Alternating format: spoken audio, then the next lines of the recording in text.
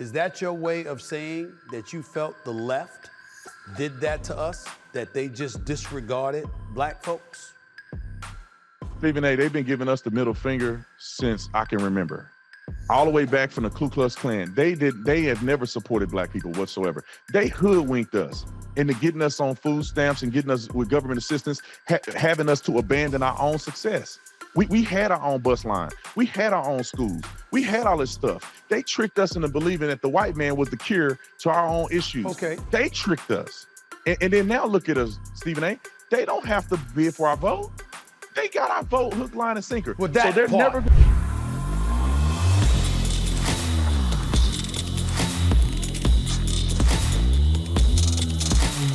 First, I want to tell you guys about a Tatum store. If you want some merch, we just started doing beach towels, and these beach towels are insane. Look at that. Great quality, soft beach towel. It's literally about 6 feet tall, almost. So this is a big, big towel. Great quality, and we got a whole bunch of designs. Now, we have them available right now for pre-order, but if you put in the discount code SUMMER20, you'll get 20% off. You put in SUMMER20, you'll get 20% off. It's some of your favorite designs that Officer Tatum has done, and we'll have them available for you in towel form. So make sure you go to tatumstore.com and pre-order your towels today. Those of you guys that know, I bet you saw the title. People are texting me left and right. People are hitting me up on social media, and they're saying, B. Tatum, you were awesome on the Stephen A. Smith Show. I really did enjoy going on Stephen A. Smith's show. I have a lot of respect for Stephen A. Smith because a lot of people can't have across the aisle conversation. Now, I think that the aisle ain't that far across when it comes to Stephen A. I think Stephen A. really is a conservative, and if he had to vote for Trump again, he'd probably vote for him. And the reason that he's that way, because he's a reasonable individual that can think. And we don't agree on everything. We ain't never going to agree on everything. But at the end of the day, if you can have a peaceful discussion, that's where it works. So I want to show y'all the clip. We're going to watch it together, because if you didn't see it on Stephen A. Smith's channel, go watch it on Stephen A. Smith's channel. But since you're here, you can watch it right here. We're going to watch it together, and I'm going to give you a little bit of feedback, because there's a lot of things I wanted to say that I forgot to say, because 2 years of me talking about Stephen A. Smith, and then I finally get on the show. It's kind of hard to cram all this into a small period of time. And then there are some statistical things that I wanted to say, but when he asked a series of questions, I can't get to all of them. So I'm going to try to address that right now. But welcome to the show between me and Stephen A. It was a great show. I want y'all to watch it with me. Roll it. Joining me now to discuss this is a conservative political commentator, an author, a radio personality, and he has a strong following on YouTube. By the way, I think it's escalated over 3.4 million subscribers, by the way, ladies and gentlemen. He's a former college football player and former police officer who is the host of the hit show, The Officer Tatum. Please welcome Brandon Tatum, a.k.a. The Officer Tatum, to the Stephen A. Smith Show. What's up, big time? How are you, man? Nice to finally meet you. How's everything? I'm blessed, man. God is good, man, and I'm really excited to talk to you. Man, please, the pleasure is all mine, man. Even though, listen, there have been times when you've been critical of me. It's okay. I can take it. Damn it, if I'm wrong, tell me I'm wrong. It's no big deal, right? But before I even get into this interview, I need you to tell me, why do people try you physically? I mean, I just pointed out that you're a football player, former football player, police officer, but yet you got some fools out there that be trying you physically. I could understand if they came at me. What the hell are they thinking about coming at you? Facts. Oh, man, you know, Stephen A., really, to be honest, in public, people never say anything to me. You know, a couple non-binaries on the campus of UC Davis decided to lose their mind, which I bet they will never do that again. However, most people, when they see me in person, they realize I'm 6'2", 280. They don't want nothing to do with me. I would imagine so. I would imagine so. Let me get to a more civilized situation right now, because obviously you heard me a little bit earlier talking about DL Hughley. And before I ask you about him, I wanted to make sure you heard exactly what he had to say in the aftermath of Saquon Barkley. We got into the DL Hughley thing. I almost said Stephen A. Smith again. We got into the DL Hughley thing. Fast forward to when we get past DL Hughley. We watched the clip. I talked about it on my show yesterday of DL Hughley being a nut job. The guy is losing his mind. And I told Stephen A. Smith, I said, if you had me on the show and I ever had a debate with him, it would be the worst debate he's ever had, as far as DL Hughley. All right, roll the clip. Say your thoughts.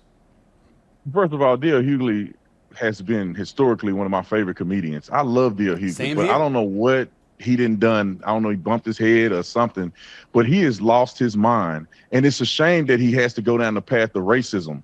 You know, I've met Donald Trump several times. I've been to the White House several times. Actually, Donald Trump met my dad at a UFC fight not too long ago, and my dad didn't even vote for Trump. So Donald Trump isn't what they're projecting him to be, but also the racism that exists amongst black people. Why is DL Hughley, who claimed to be a pro-black man, hating and talking down on another brother? Just because you decide to love a woman that happen to not be black don't mean you're a sellout and you don't understand the black struggle. And Saquon Barkley, who's a rational adult, who wants to play football and enjoy his life and don't have to have a problem with Donald Trump because everybody said he does. I mean, he went and golfed with Donald Trump. He was flying on a, Marine One with Donald Trump. What's the problem with that? Unless you're a racist and you hate white people, you shouldn't have a problem with a brother loving a white person or a brother supporting a president just for the sake of him being the commander in chief. And DL Hughley just, he bothers me so much because I just don't like what he says about black people, generally speaking, but I can go on forever about it.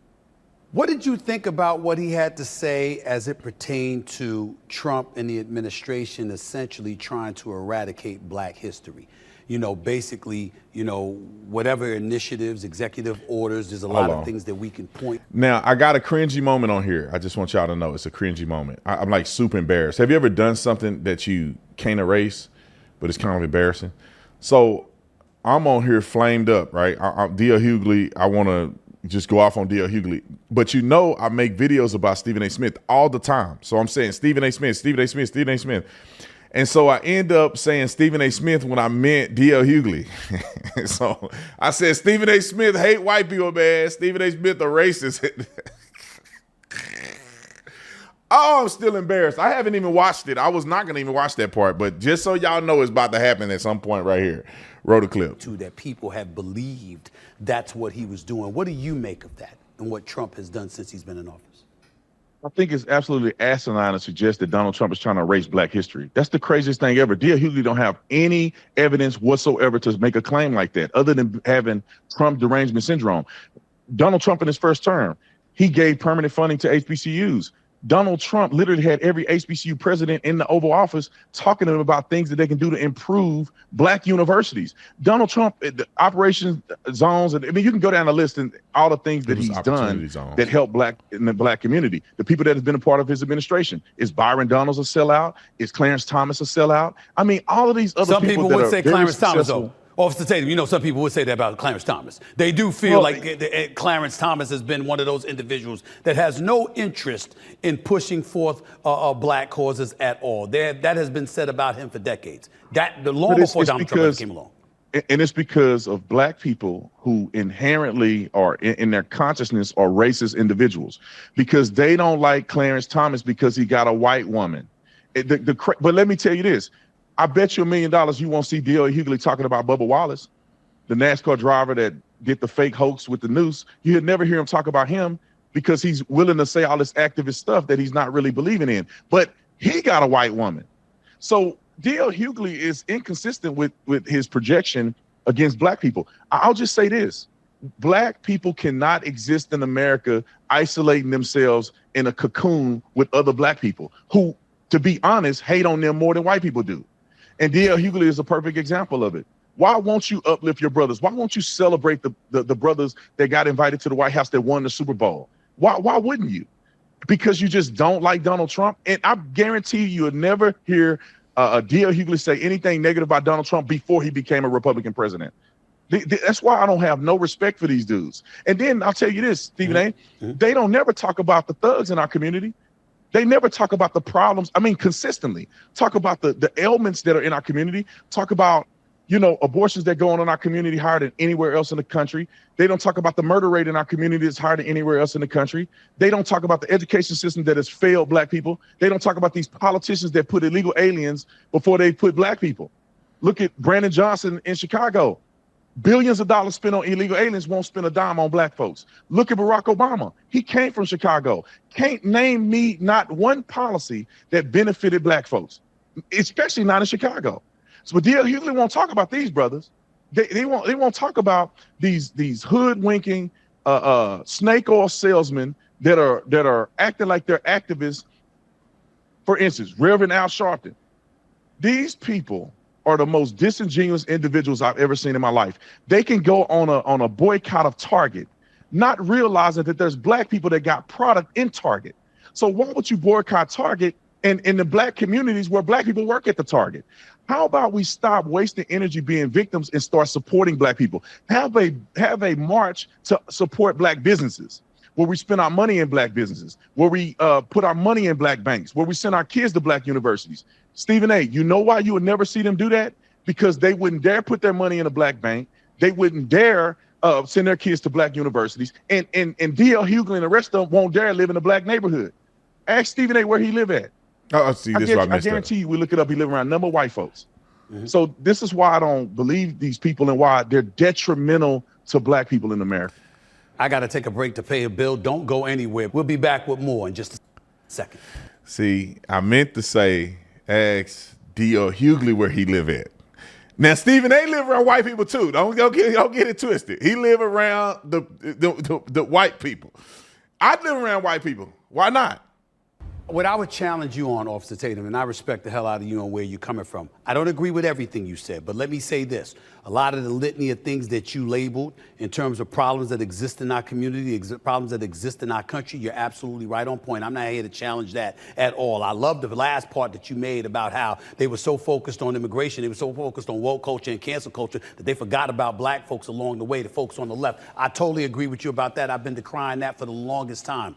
And when I think about DL Hughley, I've said this before you came on the show today.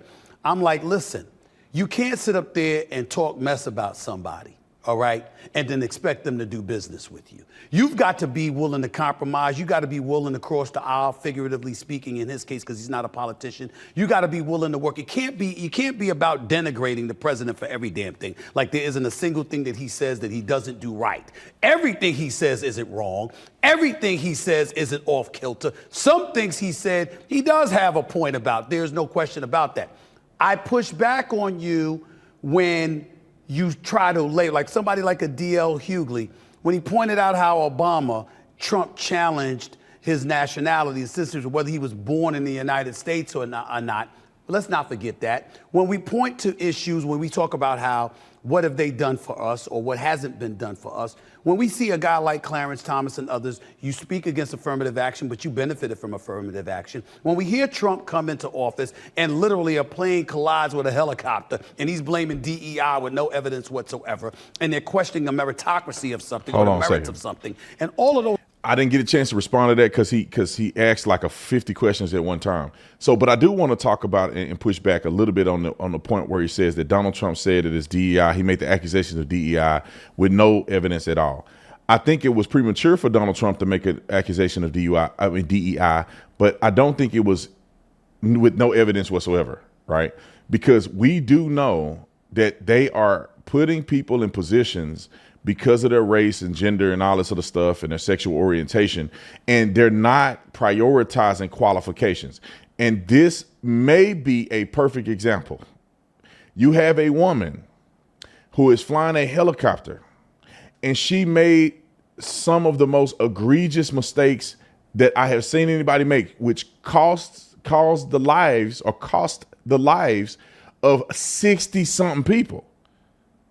Like, you got to be completely incompetent as a pilot to make that mistake. I don't know what you doing, what you seeing, what you ain't seeing, but you have transmissions that are going that she's ignoring. The co-pilot is telling her and giving her advice. She clearly is not doing it. They gave visual control or whatever they call it, where they decide instead of letting air traffic control do the visual estimate of where the airplane is coming in and how to evade it, they said that they want to do control themselves, and she can't even see the plane is coming right at her. Well, and she may have said it, and the other co-pilot's like, no, you can't, like, the airplane is coming right at us. And what does she do? Crash. And then they scrubbed all of her social media. So Stephen A., I agree to a certain degree that I think he should let the pundits do all that talking. But it wasn't the lack of evidence, Rotoclip. kind of things are taking place. We do find ourselves, and I think DL Hughley is absolutely entitled to find himself uncomfortable with some of the things that he is seeing. You see, he might have gone too far by saying what he said. I think he did. Anybody that goes to the White House, anybody that communicates with Trump, I think that's beyond the pale. But him being skeptical, him questioning some things, I don't think that's off kilter, Officer Tatum. I don't. Well, Stephen A., if his skepticism was genuine, I agree. My father has skepticism of Donald Trump and things that are genuine. My dad is a good man. He's acting in good faith, and he don't hate white people. But how do you know it's not genuine? I think he has a big issue, and he hate white people deep down in his soul. And that's why everything white people do, he has a criticism. When white people get in a shooting against black people, he has a criticism. I guarantee you I haven't seen his take on the kid in Dallas that stabbed a young man in the heart. I guarantee he took the side of the black man. Let's go back to the birther thing. The birther is an argument about the validity of Barack Obama's birth certificate started with Hillary Clinton. And there was a whole bunch of other politicians outside of Donald Trump. Donald Trump piggybacked off of things that people had already established. DL Hughley, I mean, we can go down a list of all the other things that you said. His skepticism of policy. What policy is he referring to that Donald Trump is doing that's against black people? Last time I checked, building the economy helps build black people's pocketbook. Last time I checked, when you're talking about immigration and getting all these illegal aliens out of our country, spending taxpayer dollar, black people pay taxes. That helps and benefits the black community. When you think about Clarence Thomas, this is a black man who worked his way up and decided that we do not need affirmative action because it discriminates against all people. It discriminates against black people because there are black people who are qualified that are not necessarily associated with this affirmative action thing. You know, they may have a family, they come from a good family, a good household, and they're not associated with getting a handout because their parents did the work and their parents put them in a position where they're not considered lower income or people who benefit from affirmative action. All right, hold on a But second. also, I was thinking too fast and I didn't get to say what I wanted to say here because there's another point to be made as well. Affirmative action, the way it has been presented after its due process, which means that it had a meaning to a certain degree at one point. I know people would argue, and I may lean on the side of arguing that it may never had a purpose if we would have just, spent our time, effort, and energy building ourselves up and building our own universities and facilities and doing our own stuff. We probably would have never had to do affirmative action whatsoever, and we would have been better off. But if you want to acquiesce to the idea that affirmative action was appropriate, it had a shelf life. At some point, you can't do affirmative action forever. At some point, you've had generations of people who have had access to fair education. At some point, you got to do the work on the front end. You can't just get accepted on the back end. A lot of people go to universities and they're not qualified because they're saying we need to recruit more black people. We need to recruit more minorities, and they lower the standard. But when you're at the university and you're doing them tests and you have to study and you have to do all these things, you're unprepared. Lowering the standard to get you in ain't gonna get you graduated. And so I wish I would have hit that point too, talking to Stephen A., is that it's also negative and not beneficial. I don't think that Clarence Thomas is affirmative action hire when it comes to him being a Supreme Court justice. I do not believe so. I believe the man was qualified, and they tried to kill him. Not when I say kill him, they tried to kill his reputation. Joe Biden was a part of the threatening of killing his reputation. Now, all of those things, I wish I'd have said here, but I didn't get a chance to say it because I was thinking of 1,000 things at once, wrote a clip. Oh, it's time for us to move forward. We can't keep living in the past, Stephen A. I mean, my God, I just saw a movie that came out called Sinners. I haven't watched it, but the preview of the movie and some of the dialogue around the movie is another movie projecting black people in the 1930s, and it's the white man against the black man. When are we going to stop this mess? You know, the Underground Railroad's proliferation and success didn't come from just black people. There were good white people who never owned slaves, who never had nothing to do with slavery, who risked their lives to help Harriet Tubman get black people to freedom. In the history of this country, there has always been good white people that have done positive things to affect change that benefited black people. Now, there have been racists, there have been knuckleheads, but generally speaking, in the totality of circumstances in the American experience, there's nowhere else on planet Earth black people can go and benefit and prosper and have a level of success than in the United States of America. And there are so many corporations and so many lenders and investors that are white that have propelled black people to a level of success that we've never seen before. I mean, Stephen A., your contract is very handsome. And I don't think that they're treating you improperly because you black. It's because you earned it. No. It's because He's gonna push back a little bit on me, but just so y'all know, he signed like a 5-year, $100 million contract. Yeah, we didn't get into the numbers. I said his contract is handsome because it's a 5-year, I believe it's 5-year, $100 million contract. I want y'all to put that in perspective real quick. 100 million. Not 1 million, not 2 million, not 10, not 50, not 75 million, not 90 million, not 95 million. $100 million contract to talk for a living. All right. And I'm not saying the man don't deserve it. Stephen A. Smith been around since I was a kid. I remember watching Stephen A. Smith when I was a little kid. And so Stephen A. Smith been doing the work. He's been putting in the work. He's been a voice for a very long time, whether you like it or not, whether you agree with it or not, whether you think it's sane or not.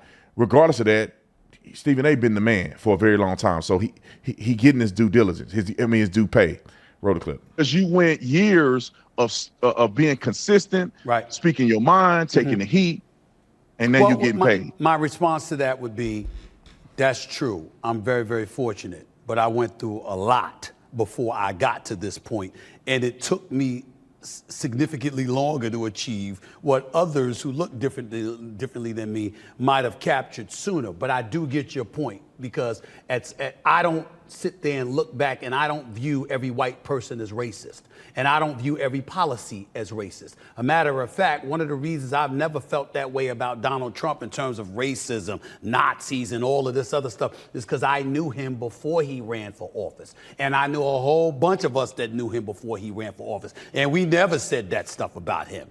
Neither did Oprah, neither did a whole bunch of other people. There was a whole bunch of people communicating with Donald Trump, befriending Donald Trump, socializing with Donald Trump, and we never had any problem. So I view him as somebody that's catering to a constituency because he knew he wasn't going to win the left. He wasn't going to win the Democratic nomination because that was going to Hillary Rodham Clinton. They would have made sure he didn't win that. So he went the other side, and he, being a businessman, is willing to negotiate his way through anything. That's how I view him, but that's just me. I want to get to you in this regard, Officer Tatum. You talked about your dad and how he didn't vote for Donald Trump. Are you a lifelong Republican, or are you somebody that was a Democrat that transitioned to being a Republican because of the things that you've articulated since you've been sitting on this show? That's a great question. You know, in America, and I say this is unfortunate in part, that when you black, you come out a Democrat. Because when I was young, we didn't even vote. We weren't even deep into politics. But you just knew if you were going to vote, you voted for a Democrat, because the Democrat was for the black people and the Republicans were racist white people. That's what it was. That's true. And then when I grew up, I want anybody that watch this and see this clip to tell me that I'm lying. When we were growing up, I didn't even know, I'd never seen a person vote. I just knew you had the right to vote, but nobody on election day, when I was growing up, I never remember anybody talking about voting. I don't ever remember anybody actually voting. I don't never remember anybody having that sticker to say I voted. Nobody talked about the person that they voted for. I have never heard of this ever in my life when I was growing up. Now, people may have been voting, but it must not have been important enough to talk about it. When I vote, I take my children with me when I vote. They know, especially when they're with me, they know who I'm voting for and why I'm voting for what I'm voting for. Now, they're young. They don't have to agree with me, right? But they know. And so nobody going to say that I'm making that up. Roll the clip. I started being more informed and started looking at policy positions as a Christian man. I say, well, wait a minute. I don't think I agree with nothing that the Democrats are doing. I don't think I agree with any of it. I believe in God. I believe putting God first. I believe in marriages between a man and a woman. I mean, you go down a list. I don't want to pay no crazy amount of taxes just for them to be throwing your money like they at a strip club. So I'm saying, when I look at the policy position, not the emotional manipulation of empathy that I see from the Democrat side and from DL Hughley and others, I look at policy and I say, well, the policy of lowering taxes makes sense. Thomas Sowell, the great economists, have already articulated, any economist will tell you, when they lower the taxes and taxes seem to be reasonable to the American people, they pay more into the treasury. When you raise the taxes, people try to evade taxes. Therefore, there's lower money coming into the treasury of the United States of America. So I'm for lowering taxes. I'm for, immigration policy. It don't make no sense whatsoever that people have to wait 10 years to come over here. And I think it's prejudice against some of the African nations because they don't get to just walk through the southern border. People waiting in line forever, paying all this money, fleeing actual persecution. And they don't have an opportunity because we have 20 million illegal aliens coming from the southern border right into our country. And DL Hughley didn't say a thing that I've seen about when Joe Biden was doing this and screwing black people over. Because where do they go, Stephen A? When these illegals come into America, they don't go to the foothills. They're not going to the affluent neighborhoods. They're not welcome at Martha's Vineyard. They are going and competing for low-skilled work in the inner cities. And therefore, they're putting black people out of employment because black people are working for citizen wages, which means that you're an American citizen, you have to work for minimum wage. These people coming over here, that you can pay them under the table. I'm popular for saying this, Officer Tatum. When white folks catch a cold, black folks catch pneumonia. It's always worse for us than it is for them. I bring up that statement because of what you just said. When you think about open borders and illegal immigrants crossing the borders, ultimately you're alluding to it having a detrimental effect on the black community. Is that your way of saying that you felt the left did that to us, that they just disregarded black folks? Stephen A., they've been giving us the middle finger since I can remember. All the way back from the Ku Klux Klan. They have never supported black people whatsoever. They hoodwinked us into getting us on food stamps and getting us with government assistance, having us to abandon our own success. We had our own bus line. We had our own schools. We had all this stuff. They tricked us into believing that the white man was the cure to our own issues. Okay. They tricked us. And then now look at us, Stephen A. They don't have to bid for our vote. They got our vote hook, line, and sinker. Well, so they're never going to do nothing for us. That part I get. But when you say they did nothing, I'm thinking about civil rights legislation. I'm thinking about infrastructure. I'm thinking about Jim Crow laws, the eradication of it. I'm thinking about the access to capital that was given that black folks had dated from the 60s and beyond that we didn't have before that. Are you saying that's the Republicans? That's Republican, unanimous Republican votes for the civil. It's so quick to try to think of these things, and I got 1,000 things on my mind. One thing that I think that Stephen A. was incorrect with, and I didn't get to talk on it because I'm thinking of five or six things to respond to. But we had a tremendous amount of economic success after slavery. A tremendous amount of economic success. We were outpacing white Americans with growth and success in our communities. We were married more than white Americans, meaning that your kids were being raised in a two-parent home. We had God in our lives more than any other American when it comes to the proliferation of going to church and living the godly lifestyle. You would never see black hippies and black people doing stuff like that. Black people were more regimented and in faith, speaking in tongues, running around the church, doing the whole thing that you see in Southern Baptist churches. Black people were a lot more in tune with that per capita than any other group. And we watch, and I'm telling you, I'm learning some of this stuff because I took Africana studies in college, which means I took studies about African-American experience in here and also the African experience in the diaspora moving over to America. Now, they still didn't teach you everything, right? And I didn't take every class they had to offer. I only took the ones I was interested in.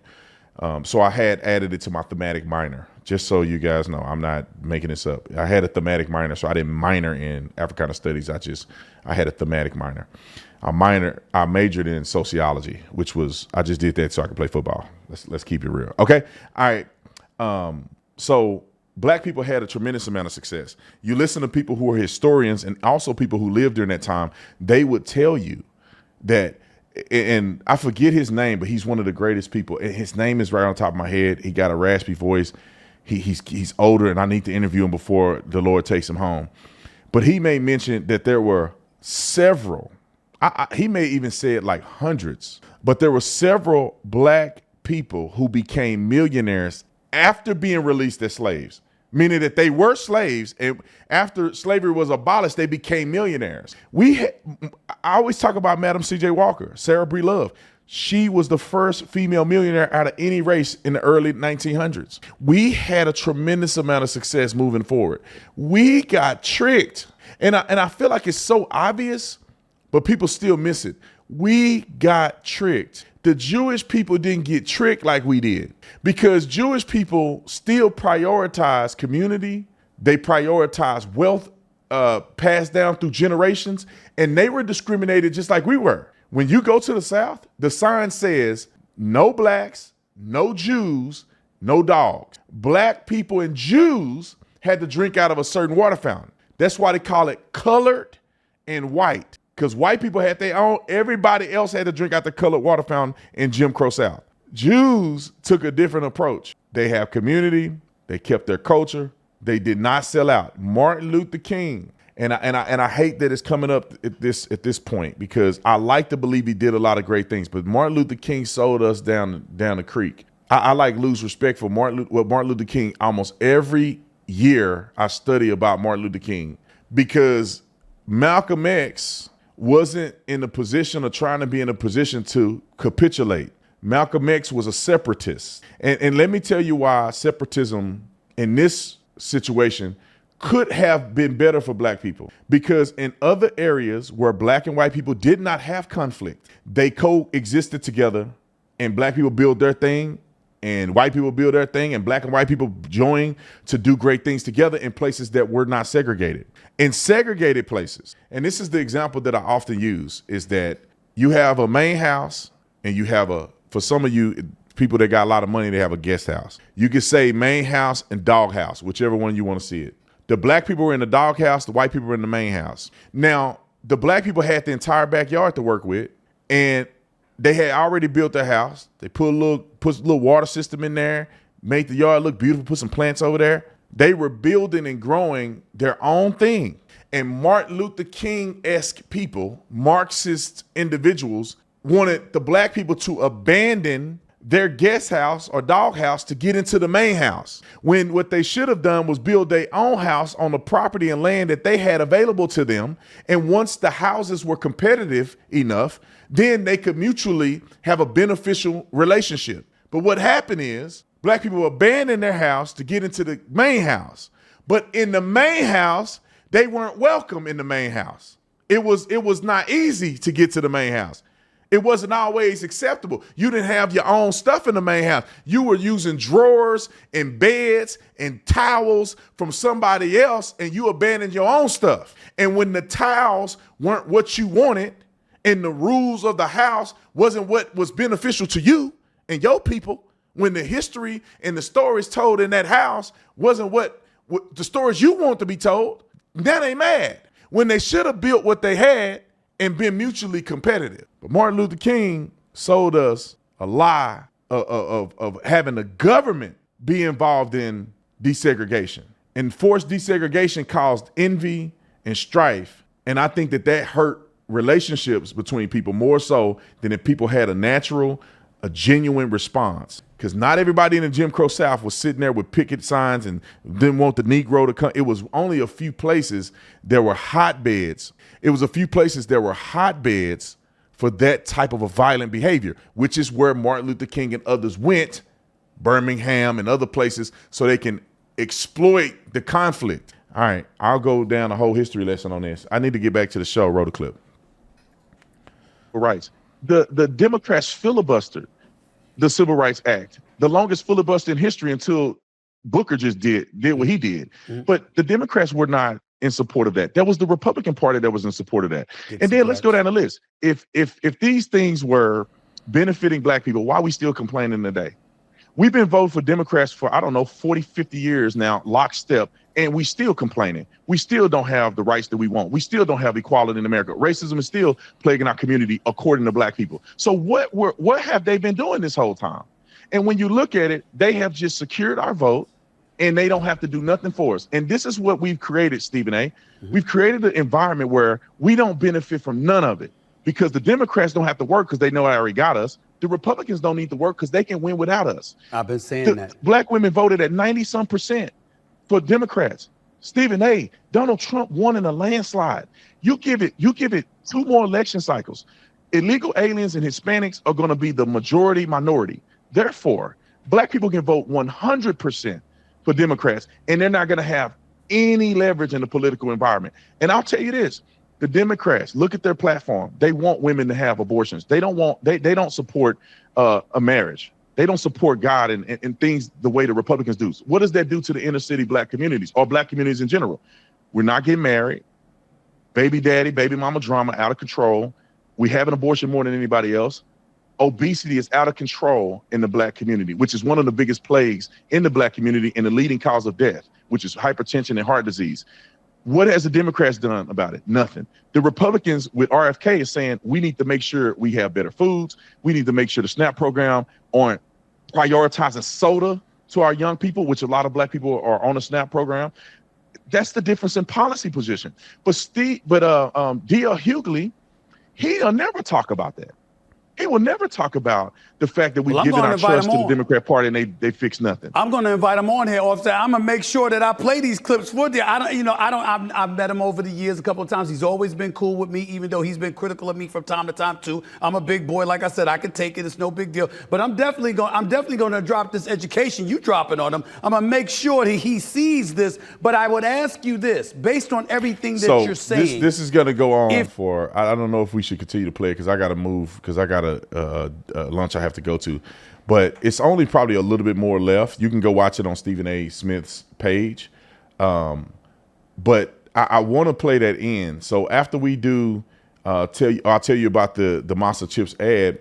I want to play that last clip of Stephen A. because he said, Brandon, brother, the stuff you say, I got a lot of respect for you. I want to play that part. That's the part I've been waiting to hear. And the part that made me feel good about the fact that two brothers can get together and have a conversation, even if we disagree. Officer Tatum, man, I got to get on out of here, but I got to tell you, the mentality of looking at the policy, not the person, is something that I've grown to adopt and embrace even more so than ever before.